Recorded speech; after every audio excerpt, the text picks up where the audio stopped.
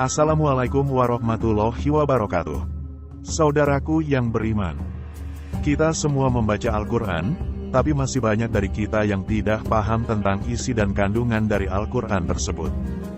Channel ini akan mencoba menjelaskan dan mengkaji secara singkat, intisari yang ada dalam setiap surah dalam Al-Quran. Pada kesempatan kali ini, kami akan membahas kandungan surah Ali Imran serta keutamaan saat membacanya.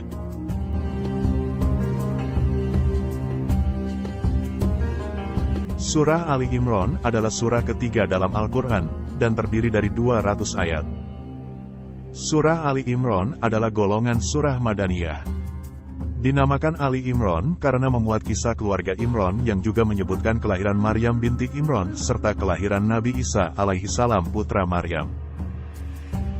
Surah Ali Imran dan Al-Baqarah dinamakan As-Zahrawani atau dua yang cemerlang. Karena kedua surah itu menjelaskan hal-hal yang disembunyikan oleh para ahli kitab, seperti kejadian dan kelahiran Nabi Isa alaihi salam, kedatangan Nabi Muhammad sallallahu alaihi wasallam, dan sebagainya. Adapun isi kandungan surah Ali Imran antara lain, keimanan. Dalam surah Ali Imran, Allah Subhanahu wa Ta'ala menjelaskan yang bisa dijadikan dalil dan alasan oleh Nabi Muhammad dan umatnya dalam membantah orang Nasrani yang mempertuhankan Nabi Isa, dikarenakan ketauhidan adalah dasar yang dibawa oleh para nabi untuk disampaikan kepada umatnya. Hukum-hukum. Dalam surah Ali Imran, Allah menjelaskan aturan-aturan tentang pentingnya musyawarah pada setiap pengambilan kebijakan yang mencakup hajat hidup orang banyak, mubahalah, dan larangan melakukan muamalah dengan cara-cara yang dapat merugikan orang lain atau disebut praktek riba. Kisah-kisah. Kisah yang terdapat dalam surah Ali Imran yaitu kisah keluarga Imran, perang Badar, dan perang Uhud serta pelajaran-pelajaran yang dapat diambil dari kejadian-kejadian tersebut. Dan hal-hal lain yang terdapat dalam surah Ali Imran, yaitu menjelaskan sekelompok orang yang memiliki kebiasaan mentakwil ayat-ayat mutasyabihat dengan takwil yang salah dan menyesatkan guna menyerang keyakinan umat Islam, menerangkan sifat-sifat Allah dan sifat-sifat orang yang bertakwa, menegaskan Islam adalah satu-satunya agama yang diridai olehnya, dan segala hal yang terkait dengan perilaku Ahlul Kitab dan orang-orang kafir Quraisy dalam keyakinannya dan lain sebagainya.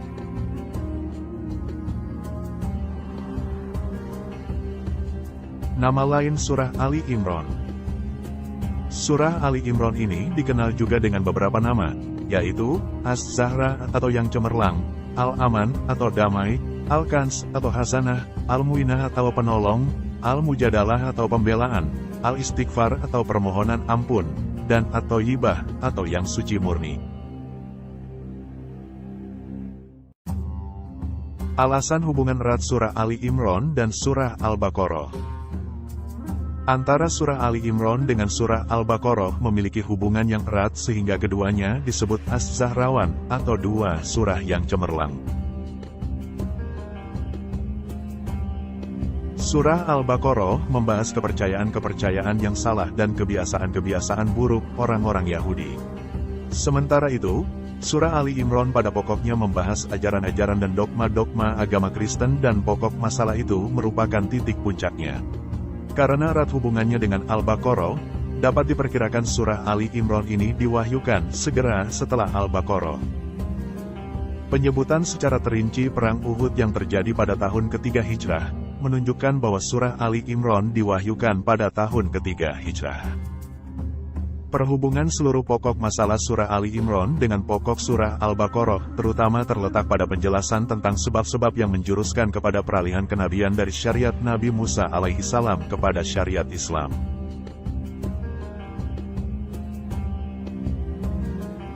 Keutamaan membaca surah Ali Imran. Adapun keutamaan membaca surah Ali Imran antara lain, disifati orang kaya. Barang siapa membaca surah Ali Imran maka ia adalah orang kaya, sedangkan jika ia seorang perempuan maka ia adalah orang yang berhias. Abu Muhammad berkata, Muhabirah berarti perempuan yang berhias. Mendapat pahala malam. Barang siapa yang membaca akhir surah Ali Imran pada malam hari, maka ditulis baginya pahala sholat malam. Hadis riwayat Ad-Darimi. Didoakan malaikat. Barang siapa yang membaca surah Ali Imran pada hari Jumat, maka para malaikat mendoakan untuknya sampai tiba malam hari. Hadis riwayat Ad-Darimi. Sebaik-baik perbendaharaan. Sebaik-baik perbendaharaan orang fakir adalah surah Ali Imran yang ia baca ketika melakukan sholat di akhir malam. Hadis riwayat Ad-Darimi. Obat penyakit gila. Telah menceritakan kepada kami, Muhammad bin Sa'id, telah menceritakan kepada kami, Abdus Salam, dari Al-Jurairi, dari Abu As-Salil. Ia berkata, ada seseorang terluka mengeluarkan darah. Ia melanjutkan, lalu orang itu singgah di lembah Majanah, sebuah lembah yang tidak seorang pun berada di waktu sore kecuali menjadi gila, sementara di tepi lembah ada 2 orang pendeta.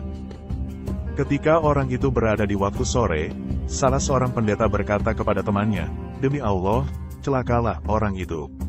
Ia melanjutkan, lalu orang itu membaca awal surah Ali Imran, maka kedua pendeta itu berkata, ia telah membaca sebuah surah yang baik, semoga ia selamat. Ia berkata lagi, maka selamatlah orang itu. Hadis riwayat Ad-Darimi. Sekian dulu kajian Al-Quran pada kesempatan kali ini. Semoga dengan bertambahnya ilmu ini, dapat meningkatkan keimanan dan ketakwaan kita terhadap Allah Subhanahu wa Ta'ala. Amin amin ya Rabbal Alamin.